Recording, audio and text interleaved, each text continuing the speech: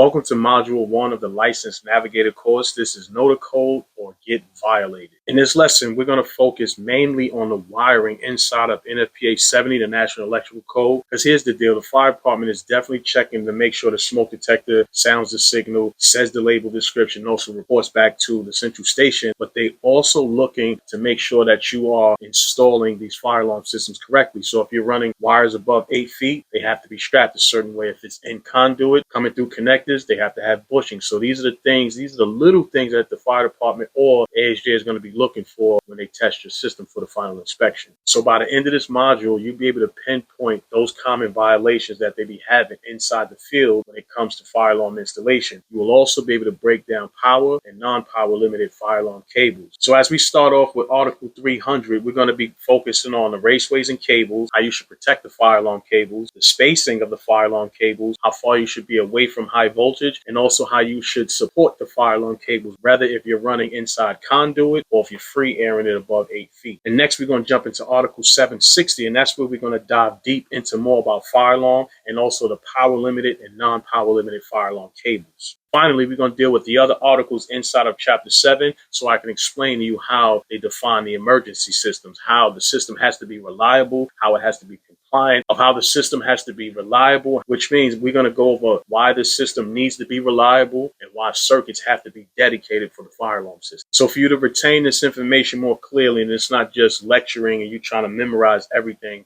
we have a wiring method cheat sheet so that way you can download it inside the course so that way you can know what wire you need at the time you need it. So as we get into the presentation, here's what I want you to remember. I want you to remember how you're going to support the cables correctly. I also want you to remember how you can separate the low voltage from the high voltage cables. I also want you to remember when you installing a fuse disconnect switch that it needs to have a label and it has to be locked, and also respect the 3-foot rule. There should be no obscuration in front of the fire alarm panel, in front of any pull station or any fire alarm device. So now once you complete Module 1, we'll move on to Module 2, and that's where we'll dive deep into NFPA 72. But for the meantime, let's jump into the presentation. So as we go through this presentation, we're going to go and do the code book so that way we can know how we should navigate these books when we hear the keywords, when we read these questions, especially when it comes to the NICET exam. More specifically, when it comes to the New York State license exam, you cannot take these books, but they don't ask specific questions like they do NICET. But if we're preparing for the NICET exam, this is a good way to learn how to navigate the code books, mark up the codes that you have individually so that way you can build up your whole entire Bible. Okay, so Module 1, Fire Alarm Codes and Standards. This is to identify and interpret applicable codes including NFPA 70, 72, IBC, IFC, and ADA. So the learning objectives or the learning outcome for this module, I want you to be able to understand how you can select the proper wiring methods, also how you can interpret and apply the NEC codes, identify compliant versus non-compliant wiring techniques, and an overview of the fire alarm codes and standards. A fire alarm system is regulated by multiple irregulated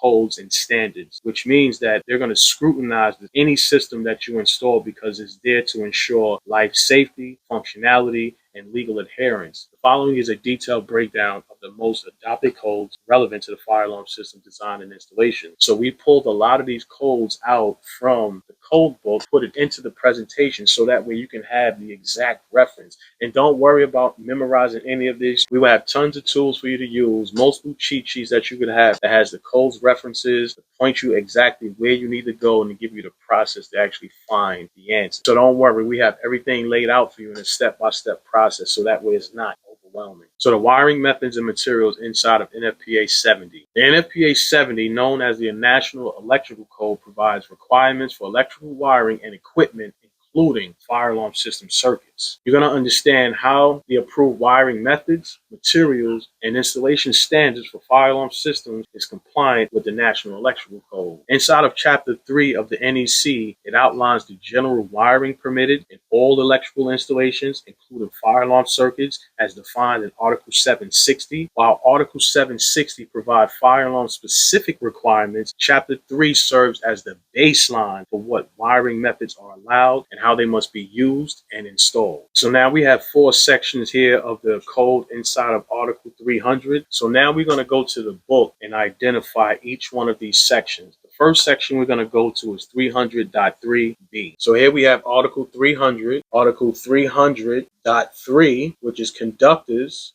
Then we have A, B, and then we have some other ones. So B states conductors of the same circuit, all conductors of the same circuit where used, the grounded conductor and all equipment and bonding conductors shall be contained within the same raceway, auxiliary gutter, cable tray, cable assembly, trench, cable or cord, unless otherwise permitted in accordance with 300.3b 1 through B4. And that's 1, parallel installations, 2, grounding bond conductors, 3, non-ferrous wiring methods, 4, column width panel board enclosures. The next one after that will be 300.4. 300.4 states protection against physical damage where subject to physical damage conductors, raceways, and cables shall be protected. You have to protect the fire alarm wires. They must remain clean and free of any damages, ground shorts, faults, any type of anything. The next one is 300.5. 300.5 and 300.6. 300.5 deals with underground installation. 300.5a states minimum cover requirements, direct burial cable conduit, and other raceways shall be installed to meet the minimum requirements of table 300.5. And this is table 300.5 over here. The next one is 300.11. 300.11 deals with securing and supporting. Secured in place. Raceways, cable assemblies, boxes, cable net, and fittings shall be securely fastened in place. That is 300.11a. So those would be the 4 requirements that you would have to pay attention to, whether if you're taking your NICET exam, if you're out there in the field really installing fire alarm systems, or if you're preparing for your New York State license. Now, Article 310, that deals with conductors and general wiring. So now let's go to Article 310. So Article 310 specifies the conductor types, insulation rating, ampacity, and markings. Ampacity is a conjunction word with amperage and capacity together. And lastly, 310.15, ampacity tables are less relevant for low voltage signaling circuits, but understand temperature decreasing is still very essential to know. You must still know the temperature rating of the cable in the environment you're running these cables in. So now let's move over to Article 320. Article 320 is armored cable type AC. This is sometimes used for fire alarm in certain retrofits, type 1 and type 2 type constructions, but it must include an equipment grounding conductor or be part of an assembly listed for fire alarm use. So it has to be UL rated if you're going to be using type AC cable. Now, as we move on to Article 330, that's talking about MC cable, metal clad cable. This type of cable is often accepted for fire alarm system if properly listed for the fire alarm application. Some MC cables are available with red jacket, which will probably cost more if you buy it that way, but some of them is still listed.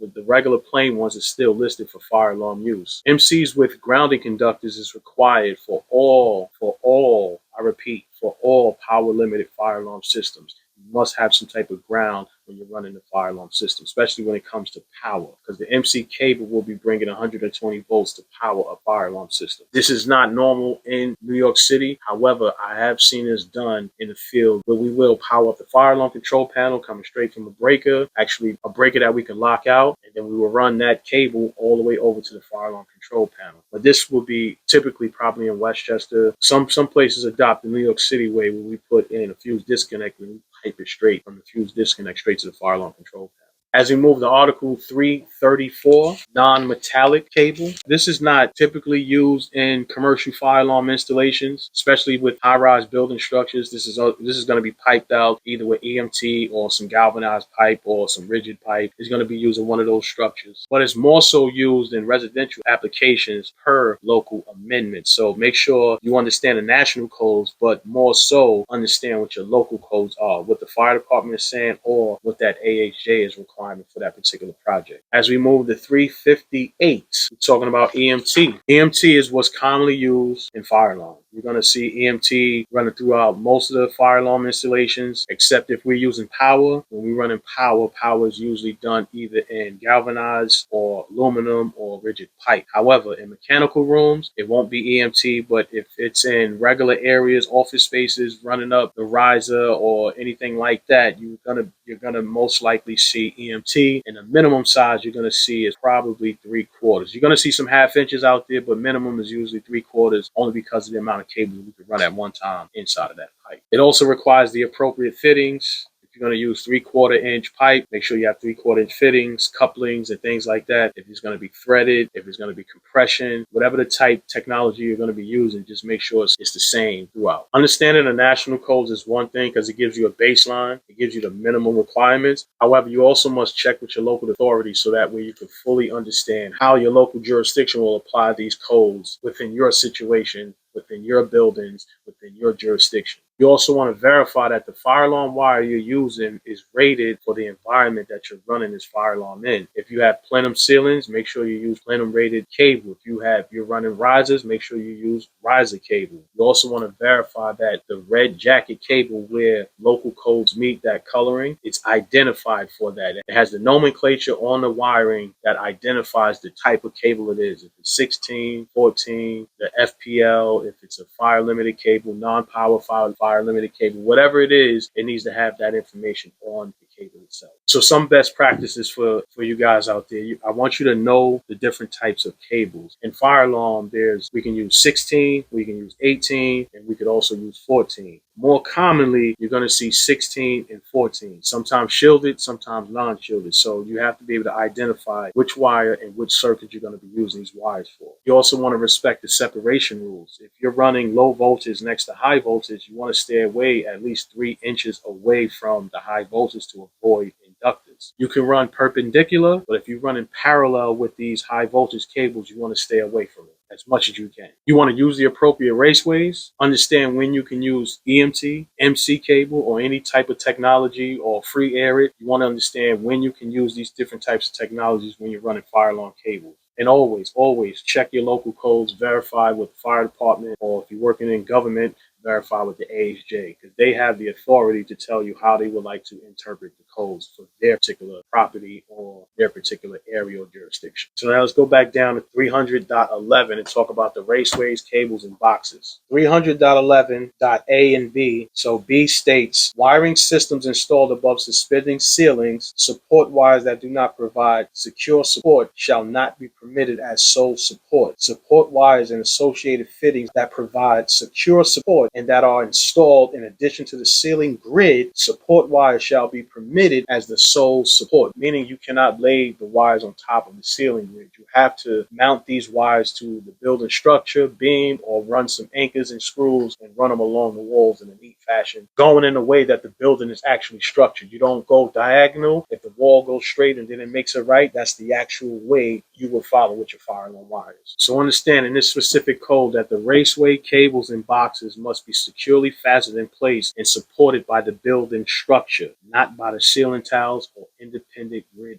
wires. Support methods must be approved and not make the ceiling assembly carry the load of the fire alarm wire. So let me give you a scenario. There's a fire in an office space and all of these wires is just laying on top of the ceiling. The ceiling grid is going to go up an inferno immediately. So once the ceiling grid go, all of that wire and the weight of the wire is going to fall down to the floor. So now when the fire department comes in, they're going to get tangled up in all the wiring, causing them to be either killed or harmed, and they can't save the people who they came in there to save. So it's important to make sure your wiring is installed the correct way. You don't want to cause any delays when the fire department is running in trying to save lives. So now as we get into 300.11.A.1, that's talking about fire rated assemblies. Wiring located within a cavity of a fire rated floor, ceiling, or roof ceiling assembly shall not be secured to or supported by the ceiling assembly, including the ceiling support wires. An independent means of secured support and shall be permitted to be attached to the assembly. Where independent support wires are used, they shall be distinguishable by color, tagging, and other effective means from those that are part of the fire-rated design. And here's an exception. The ceiling support system shall be permitted to support wiring and equipment that have been tested as part of the fire-rated assembly. That is the only exception. Moving next to 300.11A2. This is talking about non-fire-rated assemblies. Wiring located within a cavity of a non-fire-rated floor, ceiling, or roof ceiling assembly shall not be secured to or supported by the ceiling assembly, including the ceiling support wires. An independent means of secure support support shall be provided and shall be permitted to be attached to the assembly where the independent support wires are used. They shall be distinguishable by color, tagging, or other effective means. So if you haven't already, let's make sure you highlight these sections here. So now as we get into 300.11c, which is talking about raceways or cable fastenings. Raceways shall be used only as means of support for other raceways, cables, or non-electrical equipment under any of the following conditions. And they have three of the following conditions. Where the raceways or means of support is identified as means of support, where the raceway contains power supply conductors or electrically controlled equipment and is used to support Class 2 circuit conductors or cables that are solely for the purpose of connections to the equipment control circuits. And number 3, where the raceways is used to support boxes or conduit bodies in accordance with 314.23 or to support luminaires in accordance with 410.36e. So here's some common violations to watch out for. In the building with fire-rated ceilings or wall, penetrations must maintain the ratings. You must use fire stop for the same rating as the wall. If it's a 2-hour fire rating, make sure you get the Hilti fire stop that identifies 2-hour fire rating, and you put your tag up above the ceiling or next to where you put your fire stop that you could identify quickly it's a 2-hour fire rating fire stop. There's no running of fire alarm cables loose across the ceiling tiles with no secure attachment at all. You must secure your conduits within 3 feet of the box penetration. If you're coming in or out the box, you must have a strap 3 feet on either side. And this all matters because this is a part of life safety. You want to make sure that you're performing your duties and being due diligent as you install in the fire alarm system, because in case of an emergency, you want to make sure that the system is functioning properly and will get the authorities there in a timely fashion so they can do what they need to do, put the fires out. And this matters because it's life safety. Just do your due diligence when you're installing fire alarm systems. In the event of an emergency, you want to make sure that the fire department can show up and save the lives that need to be saved, period. So now as we get further into Chapter 7, Chapter 7 is dedicated to the special occupancies and conditions where conventional electrical installations rules are not sufficient to ensure safety and reliability. This includes systems that operate during loss of normal power, serves as a critical life safety component, and is operated under limited power like a Class 2 or Class 3 circuit, and is designed for a specific signaling purpose, or a voice-activated fire alarm system that's going to give you messages on how you can get to safety. Fire alarm technicians, Article 760 within Chapter 7 is the most relevant chapter. However, understanding how fire alarm systems fit within the larger framework of Chapter 7 ensures that you are competent and understand how the codes are structured. So you don't want to go by one information, you understand the entire picture so that way you can develop an overall understanding of the National Fire Code. So Article 700 deals with the emergency system. It covers the circuits that remain operational during an emergency, like emergency lighting, fire pumps, and alarms. While fire alarm systems themselves are governed under Article 760, the power source feeding the fire alarm system may be derived from Article 700 compliant emergency source. If a fire alarm control unit is powered from an emergency generator, the wiring from the generator to the panel must comply with Article 700.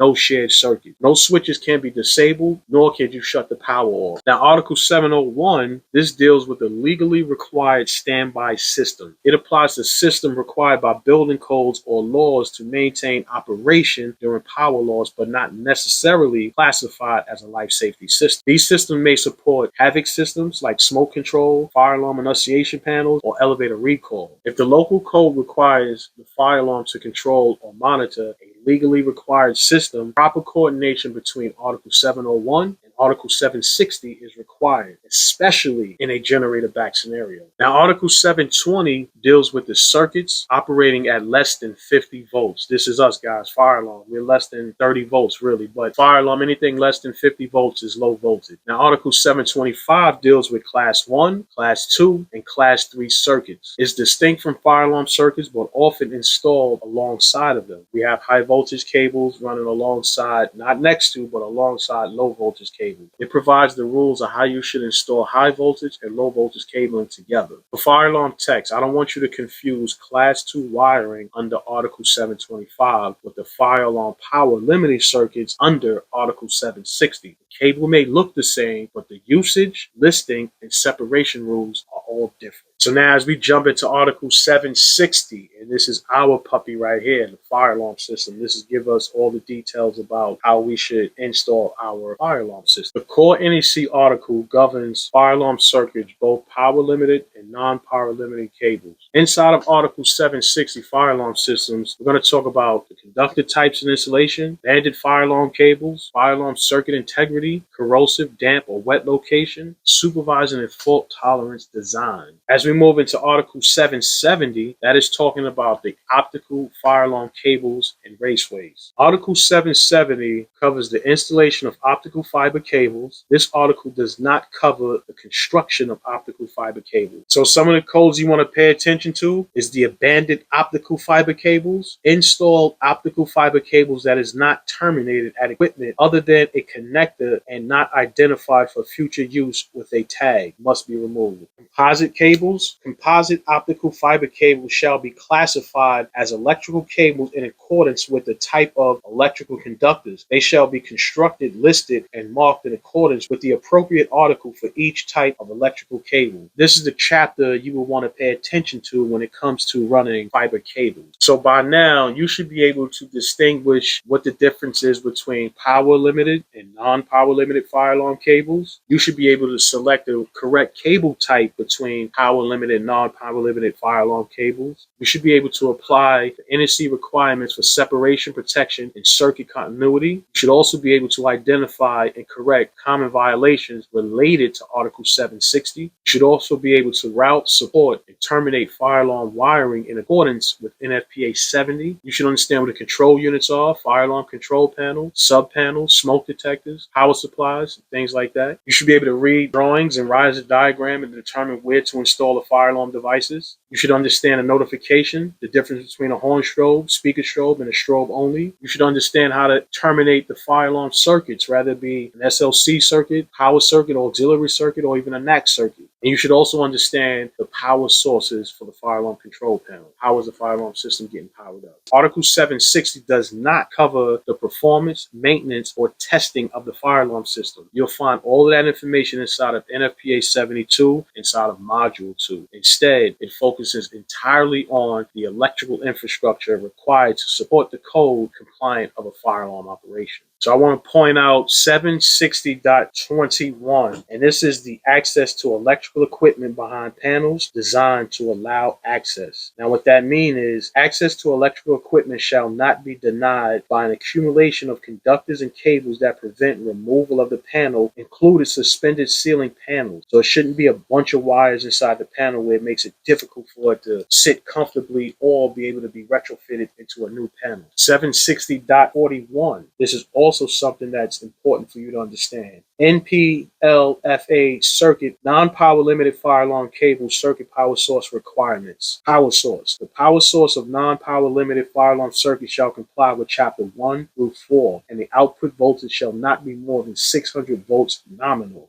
The fire alarm circuit disconnect shall be permitted to be secured in the on position. We want to make sure you highlight that. So some of the installation requirements. The cable must be protected from physical damage, supported properly, and installed in accordance with Article 300.11 and Article 300.12. Power limited fire alarm circuits must be separated by at least a quarter inch from Class 1 circuits or placed in separate raceways. I say 3 inches. The national states 1/4 inch. Splices and terminations must be made in listed junction boxes or enclosures with the appropriate fittings and or cables, meaning 3/4 pipe, 3/4 fittings, 3/4 bushings. Make sure you separate from all other circuits according to Article 760.136. 760.136. Separation from electrical light power Class 1 non-power limited fire alarm cables and medium power network powered broadband communication conductors. So these wires, high voltage and low voltage, need to be separate. That's what they're telling you. Splices and terminations must be made and listed to prevent electrical interference and maintain. This is all to prevent inductance. What inductance is pretty much electricity jumping from one cable to the next and causing interference into your cables. That's pretty much what inductance is. The reason why we have to stay away from high voltage is because we don't want any type of electrical interference. We don't want any type of EMI. EMI is electromagnetic interference. There is a field that we don't see that is being formed around these cables, and if anything comes close to that AC, that field could then disrupt the cables that we're using, cause noise, and cause all types of problems that we don't need to have. So that's why we need to have at least a minimum separation so that field can stay respected within itself. Because I'm pretty sure if you did some troubleshooting, you find sometimes if you switch over to AC with your meter, you probably have 1, 2, 3 volts, some small, like that's usually coming from wires ran too close to AC circuit, splice boxes, and things like that. So you want to make sure you have a minimum distance away from high voltage cable. So now, while Article 760 governs the installation, the system supervisory and operational requirements is all through NFPA 72. So when it comes to fire alarm performance, NFPA 72. When it comes to how to put the system in with the wiring, NFPA 70. So other articles under Article 760.3, it explains circuits and equipment shall comply with 760.3A through O. Only those sections of Article 300 referred in this article shall apply to fire alarm systems. So that is explaining all of these codes down here. Spread of fire products of combustion, ducts, plenums, and other handling spaces, hazardous locations, wet locations, control circuits, fiber optic cables, installation with other conductors, raceways, vertical support, number and size of conductors, bushings, cable routing assemblies, communication raceways, temperature limitations, and identification of equipment grounding conductors. You have to understand all of those, respect all of those, and apply all of those when you're running your fire alarm cable. So now as we move down to Article 110 towards the beginning of the book, these are the requirements for electrical installation. We have working clearance at 110.26. We have the equipment marking at 110.21. We have termination requirements at 110.14. You can't ignore none of these standards if you're working on any type of low voltage systems. So those three codes, you want to mark and identify those codes and print those into your brain. Next, Article 250, grounding and bonding. Let's move to that. This applies to non-power limited fire alarm circuits where equipment or conduit may need grounding. It also governs bonding, enclosures, raceways, and equipment. The misconception is that just a single in circuit, you don't need to ground it, but some systems you do need to run a ground for the SLC circuit. So now as we jump to 725, Class 1, Class 2, and Class 3 circuits, this provides the supplemental rule that often mirrors the power-limited fire alarm cable's behavior. In some cases, Article 760 directly refers to Article 725 for wiring and separation rules. For example, the conductor separation between fire alarm and power limited circuits is modeled after 725.136. This is definitely used heavily when you're designing fire alarm systems. So now as we move into 760.121, power sources for power limited fire alarm circuits. It explains the Class 2 and Class 3 power alarm sources. All power sources must be clearly identified on the plans and the wiring diagrams. You don't mix your low voltage and your high voltage cables together. So some of the violations that you could face is powering your fire alarm circuit from a non-listed 24 volt transformer. 24 volts should be supplied by the actual fire alarm system or an approved booster or auxiliary power supply. So now 760.124 speaks about the circuit marking. The equipment supplied on the power limited fire alarm circuit shall be durably marked where paintably visible to indicate each circuit that is a power limited fire alarm circuit. So if you're running data, it needs to identify data, 24 volts, remote annunciator, things like that. So now Article 760.51a deals with non-power limited fire alarm cables, circuits, and Class 1 circuits. Where only non-power limited fire alarm circuits and Class 1 circuit conductors are in a raceway, the number of conductors shall be determined in accordance with 300.17. The ampacity adjustment factors given in 310.15 C1 shall apply if such conductors carry continuous load in excess of 10% of the ampacity of each conductor.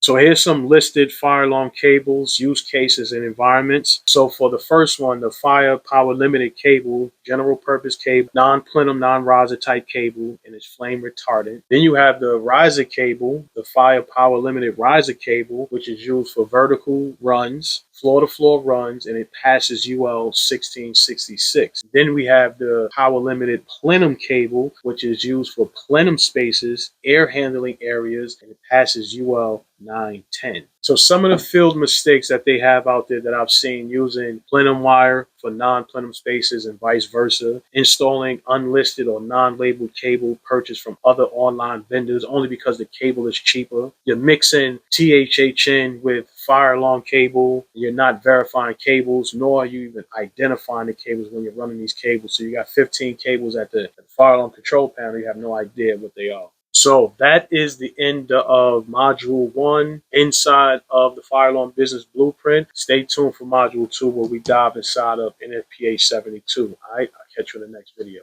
Peace.